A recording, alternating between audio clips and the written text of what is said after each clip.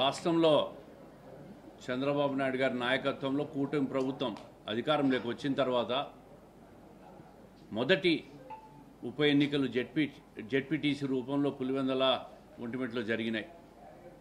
ముఖ్యంగా పులివెందల్లో ఒక మార్పు కోసం ఓటేయండి అని చెప్పి మేము కోరాం. ప్రజల్లో కూడా ఒక విశ్వాసం కలిగించినాం. 40 సంవత్సరాలుగా మీరు ఓటేయలేదు. 40 సంవత్సరాలుగా జెడ్పీటీసీ పులివెందల రూరల్లో పోటీ కూడా జరగల. ఈరోజు మొదటిసారి 11 మంది అభ్యర్థులు పోటీ చేసినారు. మార్పు కోసం, అభివృద్ధి కోసం ఓటేయమన్నాం. ప్రజలు దానికి విశ్వాసం వ్యక్తం చేసి ఈరోజు లతారెడ్డి గారిని గెలిపించబోతున్నారు. మొగుడిని కొట్టి మొగసాలకు ఎక్కినట్టు వైఎస్ఆర్ కాంగ్రెస్ పార్టీ వాళ్ళు గత వారం రోజులుగా, అంటే 5-6 తేదీల నుంచి మొదలుపెట్టి వాళ్ళే గొడవలు సృష్టించడం, వాళ్ళే తెలుగుదేశం పార్టీ వాళ్ళ మీద గొడవలు చేశారని మాట్లాడడం, ఇవన్నీ కూడా చూస్తూ వచ్చినాం. పోలింగ్ బూతులు మార్చారని చెప్పి ఆరోపణలు చేస్తారు. ఇవన్నీ కూడా కోర్టులో హౌస్ మోషన్ పిటిషన్లు, లంచ్ మోషన్ పిటిషన్లు అన్నీ వేశారు. ఎక్కడా కూడా న్యాయస్థానంలో వాళ్లకు రిలీఫ్ దొరకల. అంటే ప్రభుత్వం కానీ, ఎన్నికల కమిషన్ కానీ చేసిన ఏర్పాట్లన్నీ సబబుగా ఉన్నాయని చెప్పి న్యాయస్థానాలు మాట్లాడినాయి.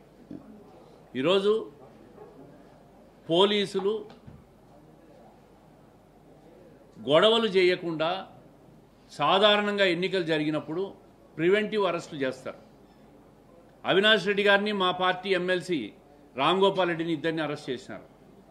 అవినాష్ రెడ్డి గారిని మాత్రం మధ్యాహ్నం 1 గంటకు పోలీసు వాళ్ళు 12 గంటకే వదిలేశారు. మా రామ్ గోపాల్ రెడ్డి గారిని ఇప్పటి వరకు పెట్టుకున్నాడు. అంటే ఆయన తప్పించుకున్నాడు, ఈయన ఇప్పటి వరకు పెట్టుకున్నారు. మరి పోలీసులు మాకు పని చేశారా, వాళ్ళకు పని చేశారా, నిష్పక్షపాతంగా పని చేశారా అనే ప్రశ్న వాళ్ళే వేసుకోవాలి. అవినాష్ రెడ్డి గారిని మాత్రం ఇక్కడి నుంచి పొద్దున్న 8 గంటలకు తీసుకుపోయి 9 గంటలకు వదిలేస్తే రామ్ గోపాల్ రెడ్డిని 6 గంటల వరకు పెట్టుకున్నారు. మరి మా ఎమ్మెల్సీని అరెస్ట్ చేసినప్పుడు కనపడలేదా వాళ్ళకు? ఇవన్నీ కూడా ప్రివెంటివ్ అరెస్టులు. ఈరోజు సతీష్ రెడ్డి గారు వేంపల్లెలో ఆయన మాట్లాడుతూ ఉన్నాడు, నోటికి ఏదొస్తే అది. 30 సంవత్సరాలు ఈ పార్టీలో అనేక ఉన్నత స్థానాలు పొందినాడు. ఈరోజు ఆ పార్టీ, ఆ వ్యక్తుల బాధితుడు సతీష్ కుమార్ రెడ్డి. ఆయన మీద హత్యా నేరాలన్నీ కూడా వాళ్ళు మోపినటివి.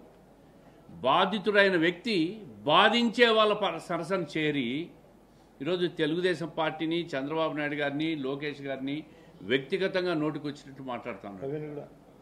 రవి గారిని నేను ఒకటే అడుగుతా ఉండా, మీకు మనస్సాక్షి ఉంటే తెలుగుదేశం పార్టీలో ఉన్నత స్థానాలు పొందిన మీరు హత్య ఆరోపణలున్న అవినాష్ రెడ్డి లాంటి వ్యక్తులు పక్కన చేరి మీరు ఈరోజు రాజకీయాలు చేస్తూ ఉన్నారు. అందుకే ప్రజలు మిమ్మల్ని క్షమించరు.